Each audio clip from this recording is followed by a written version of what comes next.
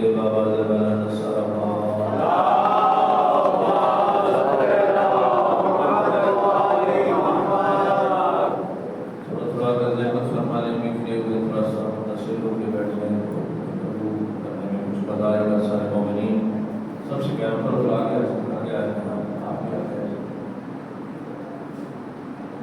محمد وآل محمد صلوات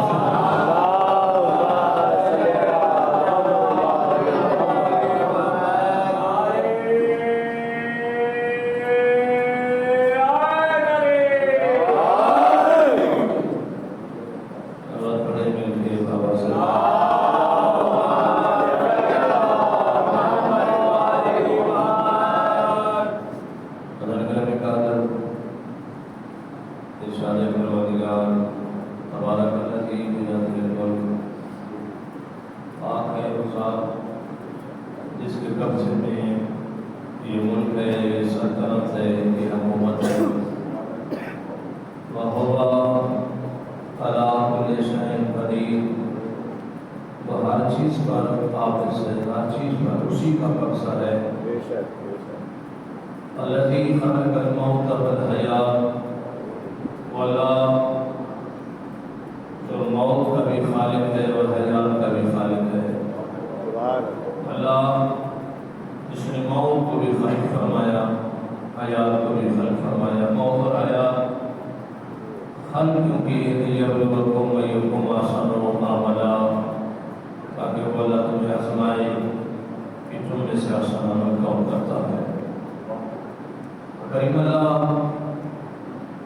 آزمانا چاہتا ہے، کبھی بیماری کے ذریعے آزماتا ہے، کبھی صحت کے ذریعے آزماتا ہے، کبھی غربت کے ذریعے آزماتا ہے، کبھی دولت کے ذریعے آزماتا ہے، کبھی جوانی کے ذریعے آزماتا ہے، کبھی ضعیفی کی وجہ سے آزماتا ہے۔ اس کی آزمائش کے مختلف طریقے ہیں۔ بیمار ناراض نہ ہو کہ اللہ ناراض ہے، اس نے مجھے بیماری دی ہے، نہیں، اللہ بیماریاں دے کے آزمانا۔ صحت مند خوش نہ ہو، اللہ مجھ سے راضی ہے، اس نے مجھے صحت دی ہے، نہیں، اللہ صحت دے کے آزما رہا ہے۔ غریب ناراض نہ ہو، اللہ نے مجھے دولت کیوں نہیں دی، اللہ غربت دے کے آزما رہا ہے۔ امیر خوش نہ ہو کہ اللہ نے مجھے دولت اتنی بہت زیادہ دے دی ہے، شاید راضی ہے، نہیں، خدا دولت دے کے آزما رہا ہے۔ یہ معیار میں دولت کا ہونا اللہ کی رضا کی علامت نہیں ہے۔ یہ نہیں کہ اللہ راضی ہے جب اس نے دولت دی، نہیں، اللہ دولت دے کے بھی آزماتا ہے۔ فرعون کو اللہ نے دولت دے کے آزمایا ہے، ابراہیم سے اللہ نے دولت لے کے آزمایا ہے۔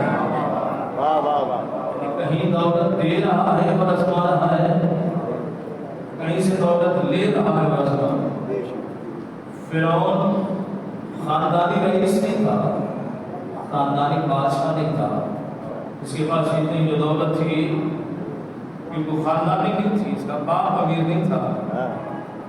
طوفان آیا، کشتی پہ پورا قبیلہ سوار ہے، اللہ نے اسرائیل کو حکم دیا اس کشتی کو جا کے توڑ دو فرما۔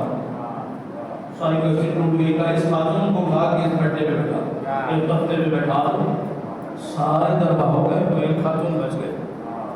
اب وہ تختہ تیرتا ہوا آ رہا ہے، اسی تختے کے اوپر بچے کی بندش ہو گئی۔ پروردگار نے کہا جاؤ اس کی ماں کو بھی مارو، اس کی بھی روح قبض کر، اس کی روح قبض کر رہی ہے۔ اب ایک بچہ کرم نہیں کیے گا پروردگار، پوری کشتی تباہ ہو گئی، ماں بچی، ماں ختم ہو گئی، بچہ بچ گیا۔ وہی تختہ تیرتا تیرتا دریا کے کنارے لگا، اسی بچے کو جو ہے قدرت پروردگار سے وہی جھاڑی میں رکھا گیا، ایک جانور آ کے دودھ پلاتا، اس سے اس کی پرورش ہوئی۔ ایک دن وہی بچہ چلتا ہوا یا جنگل میں بادشاہ شکار کرنے کے لیے دونوں باتیں کہ بچہ چلتا ہوا وادی میں آیا یا بادشاہ شکار کرتا ہوا جنگل میں دیکھا، اس نے خوبصورت بچہ دیکھا، کہیں یہاں جنگل میں بچہ کہاں سے آ گیا، وہ اپنے گھر لے گیا، اس کی اولاد نہیں، اس نے اس کو پالا۔ کچھ دنوں بعد بادشاہ کا انتقال ہو گیا، انہوں نے کہا اولاد تو ہے نہیں، ساری اولاد اس کو دے دی۔ کرم پروردگار کا بھی دیکھیے اور بندے کی نافرمانیاں بھی دیکھیے، یعنی اللہ کے احسانات بھی دیکھیں اور بندے کی نافرمانیاں بھی دیکھیں۔ اسی پروردگار نے پہنچا دیا، وہ بادشاہ بن گیا، ساری دولت جب بغیر محنت کے دولت مل جاتی ہے تو بندے فرعون بنا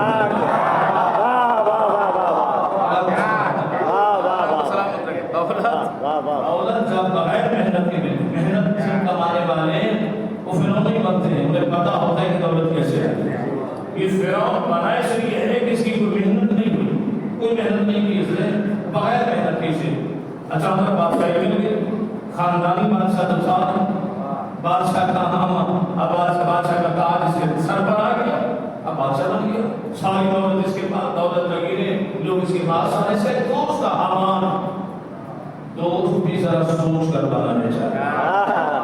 اگر جو ہمیں اس کا دوست تھا ایک حامان سے اس نے مشورہ کیا کہ میں چاہتا ہوں کہ چونکہ دولت تو میرے پاس ہے، سب کو میں کھلا رہا، سب کو دولت میں دے رہا ہوں، ایسا نہ کریں کہ میں کسی کو میرا سجدہ بھی کروں، میں خدا بن جاؤں، توجہ فرمائیے گا۔ لیکن پھر محنت کی دولت آئے تو بندے سجدہ کروانا چاہتے ہیں، لوگ میرے سامنے جھکے ہیں، میرا سجدہ کریں، لیکن دولت تب لوگوں میں ایسی نہیں ہوتی، جو خاندانی ہوتے ہیں ان میں انکساری ہوتی ہے، ان میں عاجزی ہوتی ہے، وہ انسانی کی قدر کو جانتے ہیں۔ اب اس میں ختم تک مجھے سجدہ کرے لوگ میرے سامنے جھکے، ہمارے کا بھی موقع نہیں، اگر کچھ چھکانا ہے تو تمہیں کام کرنا پڑے گا۔ کیا کام کریں؟ ایسا کرو کہ اپنی ریاست میں جتنے اصول ہے سارے بند کرا دو۔ تو تعلیم کا اس زمانے میں نظام ہوگا، جو بھی ہوگا، مدرسے ہوں گے، اسکول ہوگا، کوئی تو سلسلہ ہوگا تعلیم دینے کا، کہا کہ وہ سارا نظام اسکول بند کرا دو، 20 سال کے لیے بند کرا دو۔ 20 سال کے بعد خدا ہونے کا اعلان کرنا، نبی صاحب میں کیا کروں کہ جب بچہ پیدا ہوگا 20 سال تک اسکول میں نہیں جائے گا، جب جاہل ہو جائے گا، تو 20 سال کا بچہ جب جاہل ہوگا، جوانی کا عالم، جب جہالت ہوگی، بات ختم۔ جو 20 سال کا جوان ہے وہ 40 کا ہو جائے گا، 40 والا 60 والا فرق ہو جائے گا۔ جب 20 سال گزر جائیں گے تو ہر طرف جہالت ہوگی، جب ساری جاہل بن جائیں گے تو پھر خدا کہلوانا آسان ہو جائے گا۔ کیا سمجھتے ہیں آپ کہ یہ جو فرعون کی ڈپلومیسی تھی وہ ختم ہو گئی؟ نہیں، اس دور میں بھی سیاستدانوں کے پاس وہی موجود ہے۔ ان کی کوشش ہے کہ حکومت کرنا ہے تو قوم کے بچوں کو جاہل رکھو، جتنا جاہل رہیں گے اتنا حکومت مضبوط رہے گی۔ تو یہ فرعون کی پالیسی ہے، اسی کی پالیسی ہے، اور آج کا اس دور کا فرعون اسی کو اپنا رہا ہے۔ اس نے یہی کہا کہ 20 سال تک بندہ کیا بنا، نظام تعلیم ختم ہو گیا۔ اس نے کہا کھانا میرے پاس ملے گا، سب صبح شام دوپہر شام، آج میرے پاس 3 ٹائم کا کھانا ہے، صبح دوپہر شام، بغیر محنت کے کھانا مل رہا ہے۔ توجہ فرمائیے، بغیر محنت کے کچھ کمائے بغیر کھانا مل رہا ہے۔ 20 سال تک انہوں نے بیٹھ کے کھایا، 20 سال کے بعد ہمارے سے کہا کیا ماننے کا آپ اعلان کر دو، اب سب تمہیں خدا مان لے گے، ان سے پوچھو تمہیں رزق کون دیتا ہے۔ فرعون نے آگے سب کے سامنے خطبہ دیا، بھائی تمہیں صبح کا کھانا کون دیتا ہے؟ تمہیں کہا آپ دیتے ہیں، دوپہر کا کون دیتا ہے؟ آپ دیتے ہیں، شام کا کھانا کون دیتا ہے؟ کہ ساری ذمہ داریاں میری ہونے کی، بالکل آپ کی آپ ہی دیتے ہیں۔ عجیب رزق میں ہی دیتا ہوں تو مجھے رازق مان کیوں لیتے تھے؟ ہمیں تو کوئی رازق ہے، کوئی خدا ہے، صحیح کرنے لگ گئے، خدا بن کے بیٹھ گیا۔ توجہ فرمائیے گا، اللہ کے احسانات بھی دیکھو، بندے کی نافرمانیاں بھی دیکھو۔ توجہ فرمائیے گا، اللہ کا احسان بھی دیکھو، بندے کی نافرمانیاں بھی دیکھو کہ خدا کس طرح لانا چاہتا تو وہی مار سکتا تھا، کہاں سے پروردگار بچا کے لے آیا، جب بڑا ہوا تو اسی خدا کا کے مقابلے میں کھڑا ہو گیا، لیکن اندر سے تسلیم کرتا تھا کہ خدا میں نہیں ہوں، خدا وہی ہے۔ توجہ فرمائیے گا، اندر سے بھی تسلیم کرتا تھا کہ خدا میں نہیں ہوں، خدا وہی ہے، وہی پروردگار ہے، سے مجھے بچایا ہے۔ اور میں نے کچھ علماء سے بھی سنا ہے، کتاب ملتا ہے کہ الگ جا کے کمرے سے بنایا ہوا تھا، جہاں جا کر خدا سے معافی مانگتا تھا کہ خدا میں کہاں، خدا تو ہے۔ توجہ فرمائیے گا، ایک بار تو ایسے اپنی بیوی سے کہا جناب آسیہ سے کہ مجھے خدا مانو، اس نے کہا میں تجھے خدا کیسے مانوں، وہ تو مومن تھا۔ اس نے کہا میں خدا ہوں اور مجھ سے جو مانگو، اس نے کہا اچھا ایسا ہے تو مجھے زندہ مچھلی لا کے دے دو، ابھی یہیں بیٹھے بیٹھے زندہ مچھلی لا دو، میں تمہیں خدا مانوں۔ اس نے کہا یہ کوئی مسئلہ ہے، مجھے اس کمرے میں جانے دو، جو کمرہ بنایا تھا اس نے اپنی عبادت کی، اس پہ چلا گیا، اپنے آپ کو الٹا لٹکایا، بار کر کے پیاس کرتا ہے میرا اللہ تو ہی تو خدا ہے، میں کہاں اللہ ہوں۔ عزت بچا لے مجھے زندہ مچھلی دے. اب وہ طریقے سے آسیہ بھی دیکھ رہی تھی کہ جنت کیا ہوتا ہے. جیسے اس نے یہ دعا مانگی اللہ نے کہا لیکن کرم دیکھیے گا اتنے بڑے نافرمان کو بھی اللہ نے اس کی بھی دعا قبول کر کے اس کو مچھلی دے دی. زندہ مچھلی لے کے آسیہ کے پاس آ گیا. اب آسیہ کے ایمان کا امتحان ہے, اس کے کفر کا امتحان ہے. مچھلی لے کر آ گیا جناب آسیہ کہ یہ دیکھو زندہ مچھلی, مجھے خدا مانو. جناب آسیہ لے کر کہتی ہے جس نے یہ مچھلی دی ہے اس کو خدا مانتی ہوں. پہلے سے اسے خدا مانتی ہوں, اب بھی مانتی ہوں. کہتے کیا بات ہوئی؟ کہ میں دیکھ رہی تھی کھڑکی کے جھروکے سے کہ جس پروردگار سے تو مانگ رہا تھا میں بھی اسی اللہ سے مانگا کرتا ہوں. اللہ پڑھے گا مل کے بابا.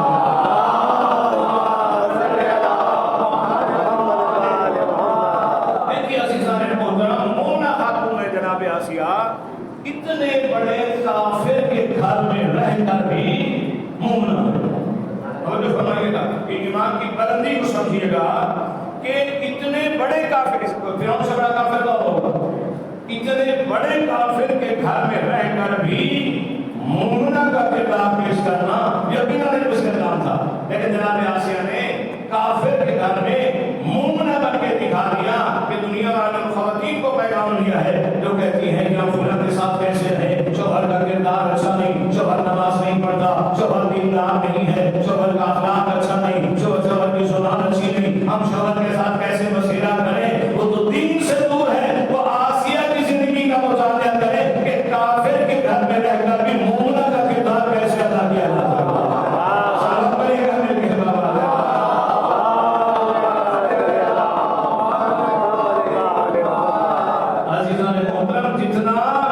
جتنا زیادہ تکلیفیں ہیں اجر بھی اتنا زیادہ ہے.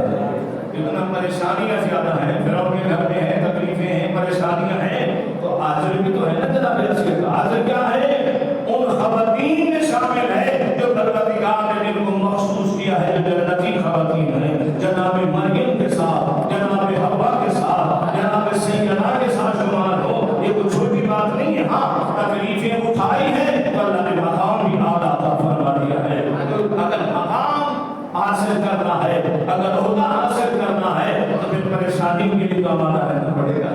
تو کہیں کہ آسائش بھی رہے, سکون بھی رہے, آرام بھی رہے اور ہمارا شمار بھی علی کے ساتھ ہو تو یہ ممکن نہیں ہے. سلوات کے لیے کہنے کے بعد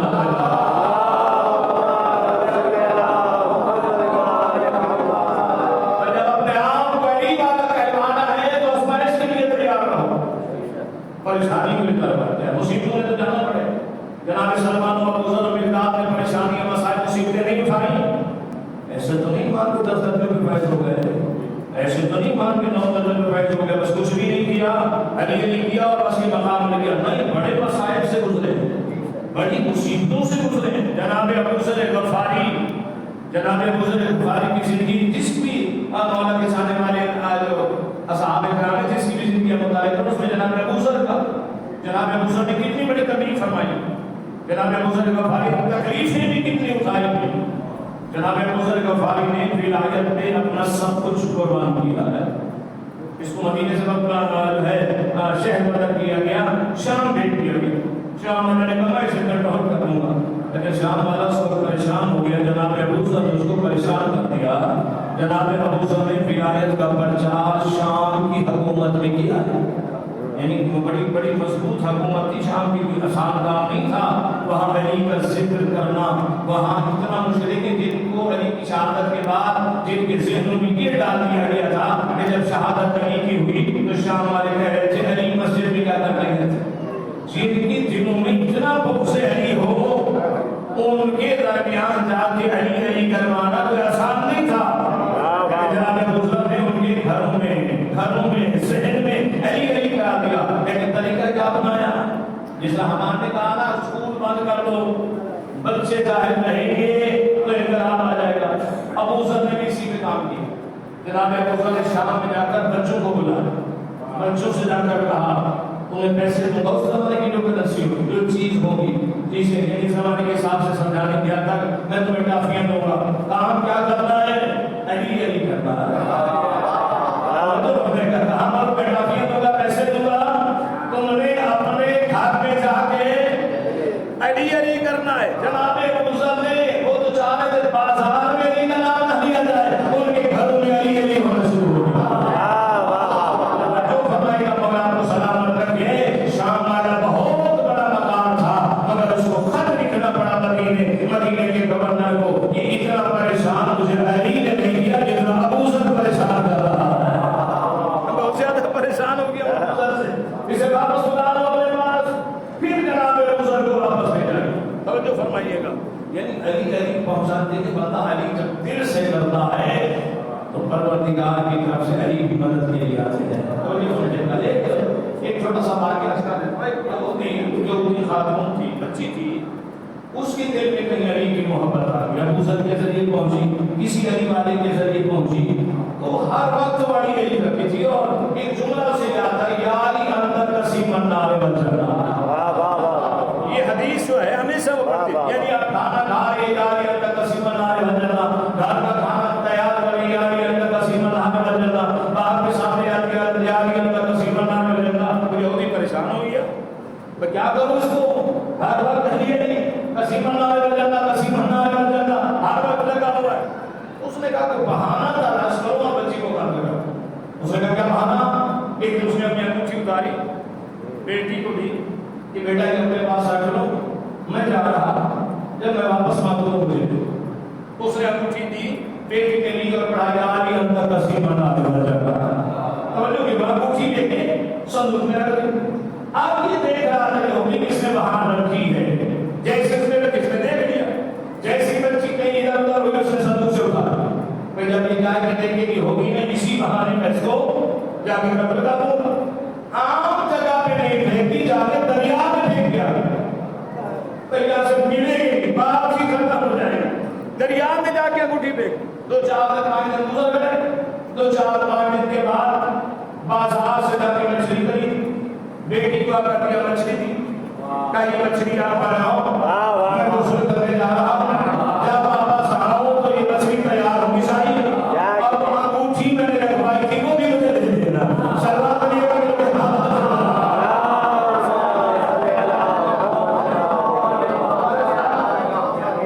بچی سے یہ کہہ کر چلا گیا. بچی نے مچھلی جیسے چلنی شروع کی, اب تو مارکیٹ میں بنا کے دیتے, اس زمانے میں ایسا نہیں ہوتا تھا, گھر لائی جاتی تھی اور گھر کے بھائی بنائی جاتی تھی. اس نے جیسے چلنی شروع کی, چلکا اتارنا شروع کیا, پیٹ چاٹ کے تو اس کے اندر سے انگوٹھی نکل آئی یا علی اندر نصیب النار والجنہ. کئی دنوں سے تلاش کر رہی تھی, مل نہیں رہی تھی. وہ انگوٹھی اٹھائی, وہیں جا کے اسی جگہ پہ رکھ کے آ گئے. ادھر مچھلی تیار کی, وہ غسل کر کے آئے واپس. بچی سے آ کر کا بیٹا کھانا بھی لگا دو اور مجھے وہ انگوٹھی بھی لا دو. اس نے کھانا رکھا تھا یا علی اندر نصیب النار والجنہ, کھانا سامنے رکھ کے کہا بیٹا انگوٹھی بھی لے کے آؤ. تو کی ہوئی صندوق سے انگوٹھی لا کے آئی. یہ لکھی یا علی اندر نصیب النار والجنہ.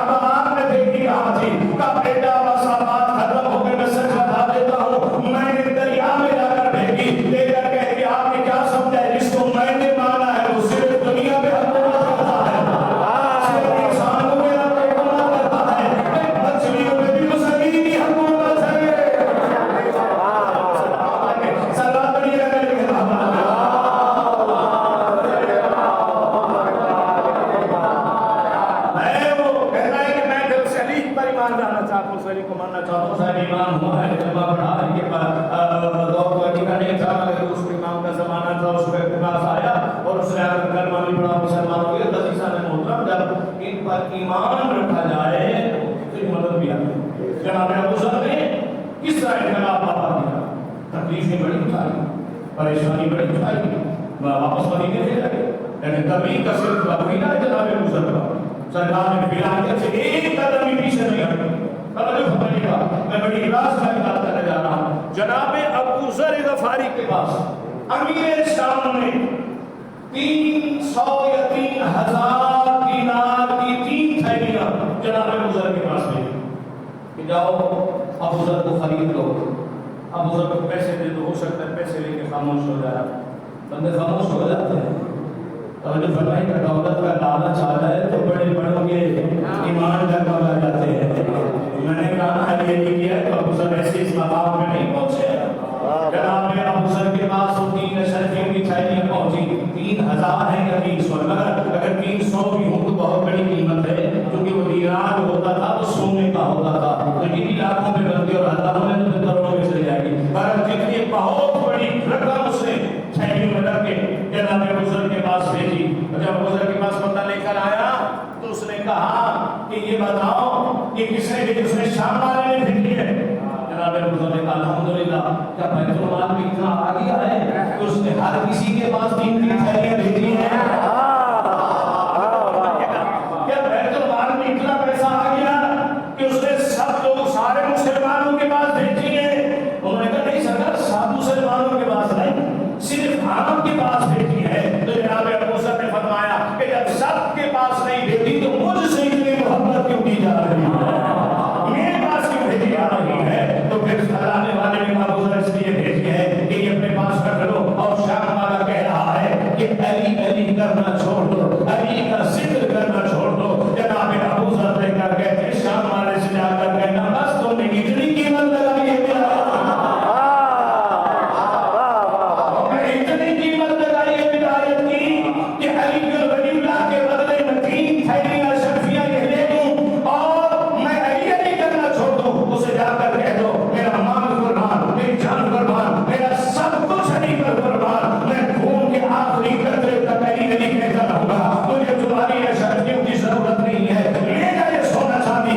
یہ لے کر چلے گئے. عزیزان محترم, ایک بار پتہ چلا میں مقدار روتے ہوئے علی کے پاس آئے تو علی رو رہے تھے. امیر کائنات نے مقدار کو یہ سارا واقعہ سنایا. جناب مقدار نے کہا مولا رو کیوں رہے ہیں؟ کہا رات ابو ذر کے پاس اسی طرح شام والے نے 3 تھیلیاں بھیجی تھی, جناب ابو ذر نے واپس کر دی ہے. کہا مولا رو کیوں رہے؟ توجہ کیجیے گا, مولا رو کیوں رہے ہیں؟ واپس کر دی, خوش ہونا چاہیے. کہا رو اس لیے رہا کہ 3 دن سے ابو ذر کے گھر میں فاقے تھے. ابو ذر نے کچھ نہیں کھایا تھا, بچے بھوکے تھے, لیکن اتنی بڑی آفر کو جناب ابو ذر نے ٹھکرا دیا. کہا مجھے ولایت کے بدلے میں سودا کھانے ملے. گھر میں فاقے ہیں, گھر میں بچے بھوکے ہیں, خود جناب ابو ذر بھوکے ہیں کچھ نہیں کھانے کو, لیکن کہا مجھے کسی چیز کی ضرورت نہیں. عزیزان محترم, پیغام ہے لوگوں کے لیے جی مہنگائی ہے, کہیں سے مل رہا ہے تو پیسے نہ لیں, تھوڑی تنخواہ سے گزارا نہیں ہوتا, رشوت مل جاتی ہے تو لے لیتے ہیں. علی والے ہیں تو پھر رشوت تو چھوڑنی پڑے گی, علی والے ہیں تو پھر فاقے برداشت کرنے پڑیں گے, علی کو مانا ہے تو تکلیفیں برداشت کرنی پڑیں گی. عزیزان محترم, ایسا نہیں کہ علی کو مانا ہے اور کرسیاں بھی ملیں, آسائشیں بھی ملیں, آرام بھی ملے, سکون بھی ملے, یہ نہیں ہو سکتا ہے.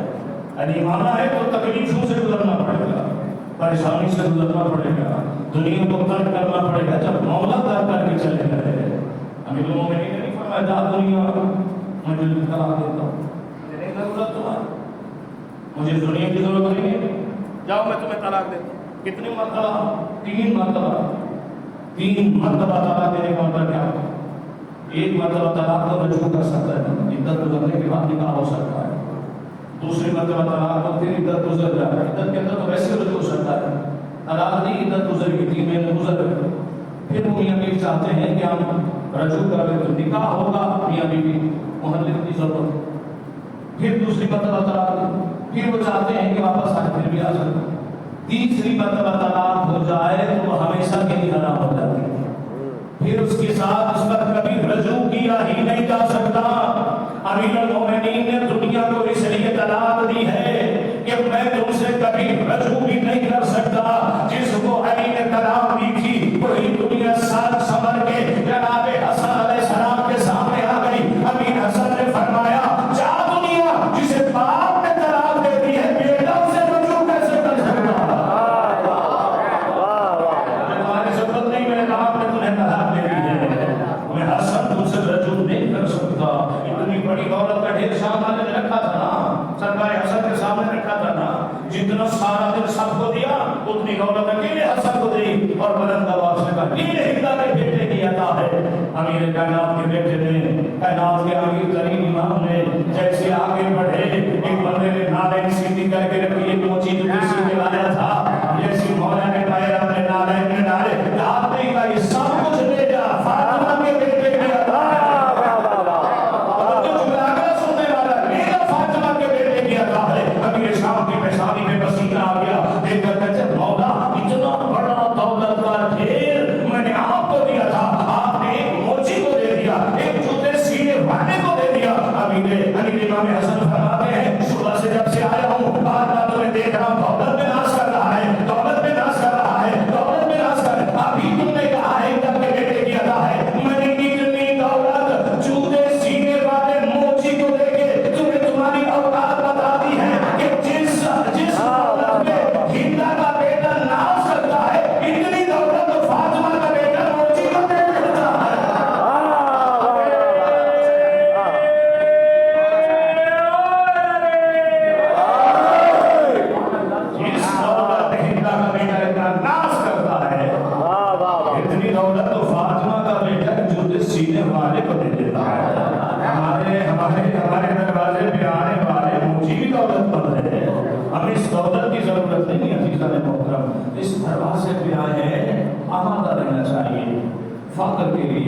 फख्र के लिए आमादा रहना चाहिए तैयारी करनी चाहिए कि तकलीफें हैं परेशानियां हैं और कबीर कायनात ने इसी को गुजारा एक लिबास में वक्त गुजार दिया कुफा में नाफिलों ने ऐलान फरमाया कुफा वालों देखो मेरे पास एक जोड़ा है एक सूट है एक जूती है एक जाए नमाज है और एक पानी का अफ्ताब है ये लेके कुफा में आ रहा जब वापस जाऊं तो देख लेना यही लेके जा रहा हूं तो ठीक है अगर इसमें इजाफा हुआ है तो मैंने करप्शन की है मैंने तुम्हारे साथ ज्यादती की है ये सिलसिला ये हुकूमत का अमीर साहब की जग में सरकार में वाले का बयान कभी से भी दिवाले पर सरकार जो है अपनी नालायक अपने हाथों से सी है बताओ आज का कोई हाकिम अपने जूते खुद सिएगा जूते पहनते नहीं है मतलब वही भाषा में देख रहा है अगर उनकी टीम आ रही थी आई अगर जो कर्जे देने आते हैं जो खरीदने आते हैं उनको कर्जा देने आ रहे थे तो इसी दौरान बारिश हो गई थोड़ी सी बूंदा पड़ी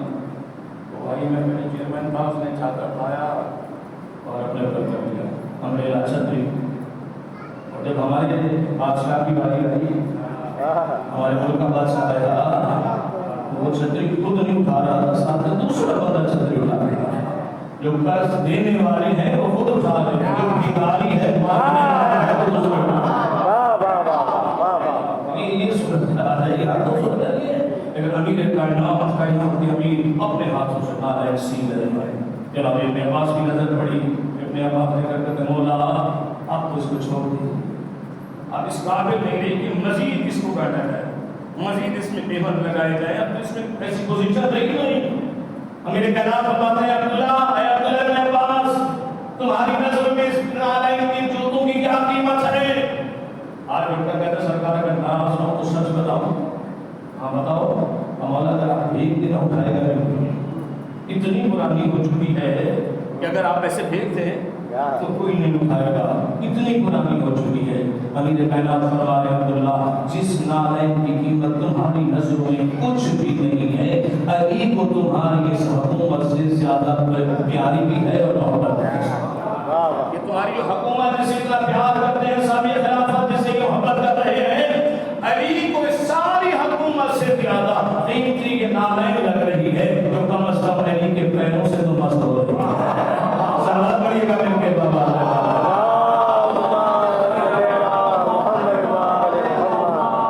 कीमती ऐसा वाकई कीमती है उसकी कीमत तो कोई दे नहीं सकता जिसने अली के पाँव के कलमों को मस्त किया होगा नारायण की कीमत दे कौन सकता है ये रसूल इब्न अब्बास मार्फत नहीं करता था रखता होता तो कह देता ना कायनात ये इससे जो है सस्ती है और ये जूते ज्यादा कीमती है कह देता उसी जाने मोहतरम फख्र को बर्दाश्त किया तकलीफें बर्दाश्त की और फिर जाकर ये मकाम शिया बने हैं सच्चा शुक्र अदा किया गया वाजिब नमाज के साथ सच्चा शुक्र भी किया गया कि अल्लाह ने हमारे दिलों में विलायत अमीरुल मोमिनीन को रखा हाँ दुनिया वालों के पास किसी के पास कीमती खजाना नहीं है जो आपके पास है मसला मोमिन की मजलिस है असादार की मजलिस है اللہ عیسی محمد کی بھی 6 ماہ رمضان کو ہونے کی وجہ سے یہ بچہ بیٹھا ہے. انہیں کی سربراہی ہوتی تھی اور جناب فاطمہ بنت اسد مجلس میں کہا محبت چیز بڑھانے سے بدائے مختصر حیات بہت ہی چھوٹی زندگی گزار کے ذریعے سے وسط ہو گئے. خان والے نے راتوں دیکھا شام رات لوگ تیاریاں کر رہے تھے عید کی اور انہوں نے جنازہ اٹھایا ہے. ہمیں کس آپ کو میں برابر نہیں عزیزوں دکھ بڑا ہے کہ جوان کا لاشا اور عید کا دن چاند رات بہنوں نے بھی جنازہ دیکھا ہوگا بھائیوں نے بھی نازہ دیا ہوگا. لیکن میں تسلی کے لیے کہہ رہا ہوں ان بھائیوں کی اور بہنوں کی تسلی کے لیے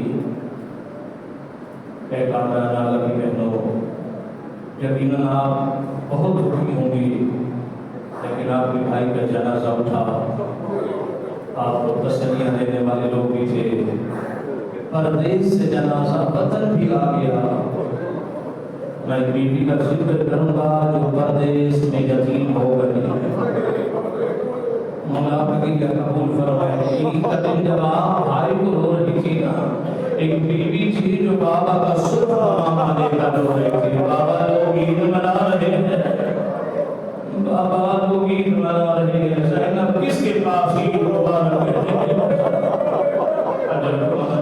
اجر کو اللہ مولا کا غصہ قبول فرمائے. اللہ عید کے دن رو میں آئے ہو مولا کا غصہ قبول فرمائے. میں چاہوں گا چونکہ جوان کی مجلس ہے میں ایک جوان کا ذکر کروں جس کی لاش پہ حسین چل کے نہیں گئے بدر کا لاش بسر رہا. اجر کو اللہ مولا کا غصہ قبول فرمائے. نے بھی اسی جوان کا ذکر کیا ہے مولا کا غصہ قبول فرمائے. تھوڑا سا پڑھوں گا زیادہ نہیں چونکہ علی اکبر کی مسائل میں پتہ نہیں کوئی نوجوان نہ روئے کس کے پہلے میں شاہ کا خون ہونے والا ہے. پتہ نہیں کس کے ساتھ سید سجاد بیٹھے ہو مولا کا کیا قبول فرمائے. مولا کا غصہ قبول فرمائے. اللہ تعالیٰ ماتمیوں واقع کربلا کے بعد مدینے کا رہنے والا ایک مومن سرکار سید سجاد کے پاس آیا. مولا میرے بیٹے کی شادی ہے. مولا آپ میرے بیٹے کی شادی میں تشریف لائے. سید صادقین فرماتے مومن تیری بڑی مہربانی تم نے مجھے یاد رکھا لیکن مجبوری ہے میں واقع کربلا کے بعد آج تک کسی خوشی میں شریک نہیں ہوا. میں شادی میں نہیں جاتا ہمارے گھر میں سے کوئی نہیں جاتا. بار بار کہا مولا منت کر رہا ہوں ہماری خواہش ہے تھوڑی دیر چلے جائے. مولا نے فرمایا کہ جب مومن جانے لگا مایوس ہو کے دور پہنچا پھر مولا نے بلایا. مومن میرے پاس آ قریب آیا. مولا کہتا ہے میں تیری مایوسی دیکھی ہے تو مجھے بلانا چاہتا ہے نا اپنے بیٹے کی شادی میں بلانا چاہتا ہے. ہاں مولا. مولا فرماتے ہیں اگر مجھے بلانا چاہتا ہے تو پھر جا مجلس کا اہتمام کر. ایک ساکر بلا اسے کہو کہ وہ علی اکبر کے مسائل پڑھے. میں ضرور تیرے گھر آؤں گا شادی میں شریک ہوں گا. جناب جنرل نے جب کہا ساکر کو بلا وہ اکبر کے مسائل پڑھے. بڑا خوش ہو گیا. مولا فرش بھی بچھاؤں گا ساکر بھی بلاؤں گا مجلس بھی لگا کر چاند قدم چلے ہوں گے. یہ اندر سے آواز ہے سجاد اگر مجلس کر رہا ہے تو اسے کہو پردے کا اہتمام بھی کرے. میں زینب کی ضرور اور یہ قبول فرمائے. کیا مجلس ہوتی ہے نا شام کا فون ہونے والا امام بھی آ جائے اور پردے کے پیچھے شام والی بیوی ضرور آتی ہے. انہیں آپ کا غصہ قبول فرمائے. بس کوئی دن آ گیا اس دن کی وقت نے بتایا کہ اس سے بھی پہلے مومن کے دروازے میں تکلم ہوا. مومن نے دروازہ کھولا تو سید العابدین امام باقر کا سہارا لے کے دروازے پہ کھڑے ہیں. مومن کی چیخیں بلند ہوئی. مولا ابھی تو مجلس شروع ہونے میں کافی دیر ہے. مولا آپ بہت جلدی آ گئے. مولا دیکھ کر فرماتے ہیں ہاں. کہتے مولا میں بلانے آتا آپ کو. مولا فرماتے ہیں جب علی اکبر کا ذکر ہے تو کہ مجھے بلانے کی ضرورت نہیں ہے. مجھے بلانے کی ضرورت نہیں. میں آ گیا ہوں.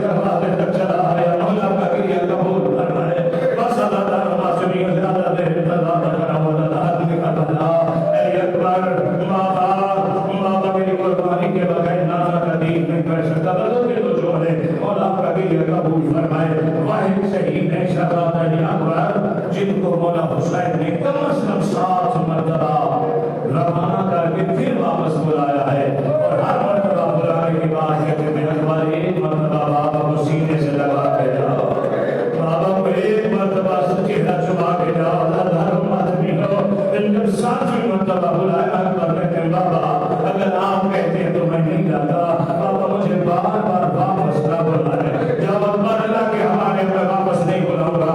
اب حسین نے بلایا تو نہیں، مگر اکبر نے جیسی گھوڑے کو نہیں لگائی، اکبر کا گھوڑا چلا، حسین نے بھی گھوڑے کے ساتھ پیدل چلنا شروع کر دیا۔ اکبر کے گھوڑے کی رفتار بڑھتی رہی، حسین بھی بڑھتا دوڑتے چلے آئے، جب دوڑ زیادہ دوڑا پھر تیز دوڑا ہے نا گھوڑا، حسین نے بھی تیز دوڑنا شروع کیا کہ جناب اکبر کے گھوڑے کے سامنے سے بیوی کے رونے کی آواز آئی، اکبر ذرا پیچھے مڑ کر تو دیکھ، اب اکبر نے دیکھا کیا دیکھتے بیمار حسین ہمارا سر سے گزرا ہوا